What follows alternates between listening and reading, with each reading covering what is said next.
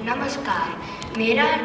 किसी ने शेर कहा है कि पके फल पेड़ों से रिश्ता तोड़ जाते हैं और बूढ़े माँ बाप हो जाए तो बेटे छोड़ जाते हैं। मेरा नाम वारिन जैन है और आज मैं आपके सामने एक कविता प्रस्तुत करने जा रहा हूँ। इस कविता का शीर्षक है पिता। इस कविता के रचयिता है श्री रमन हंट। पिता जीवन है, संबल है, शक्ति है। पिता सृष्टि के निर्माण की अभिव्यक्ति है। पिता उंगली पकड़े बच्चे का सहारा है। पिता कभी कुछ खट्टा कभी खारा है।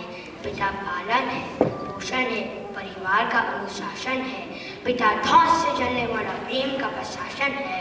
पिता रोटी है, कपड़ा है, मकान है। पिता छोटे से परिंदे का बड़ा आसमान है। पिता छोटे से परिंदे का बड़ा आसमान है। पिता अप्रदर्शित अनंत प्यार है। पिता है तो बच्चों को इंतजार है। पिता है तो बच्चों के ढेर सारे सपने हैं। पिता है तो बाजार के सब खिलौने अपने हैं। पिता है तो बाजार के सब खिलौने अपने हैं। पिता से परिवार में प्रतिपल राग है। पिता से ही माँ की बिंदी और सुहाग है। पिता परमात्मा के जगत के प्रति आसक्ति है। पिता गृहस्थ आश्रम में उच्च स्थिति की भक्ति है। पिता अपनी इच्छाओं का हनन और परिवार की पूर्ति है। पिता रक्त में दिए हुए संस्कारों की मूर्ति है। पिता एक जीवन को जीवन का दान है। पिता दुनिया दिखाने का एहसान है। पिता सुरक्षा है अगर सिर पर हाथ है। पिता नहीं तो बचपन अनाथ है। पिता नहीं तो बचपन अनाथ है। तो पिता से बड़ा तुम अपना नाम करो।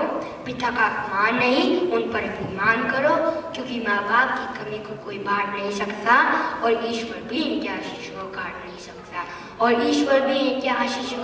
सकता। विश्व में किसी भी देवता का स्थान दूजा है। माँ बाप की सेवा ही सबसे बड़ी पूजा है। विश्व में किसी भी तीर्थ की यात्राएं व्यर्थ हैं यदि बेटे के होते माँ बाप असमर्थ हैं। यदि बेटे के होते माँ बाप असमर्थ हैं, वो खुश नसीब हैं। माँ बाप जिनके साथ होते हैं, क्योंकि माँ बाप के आशीषों के हाथ हजारों हाथ होते हैं। क्योंकि माँ बाप के आशीषों के हाथ हजारों हाथ होते हैं। धन्यवाद।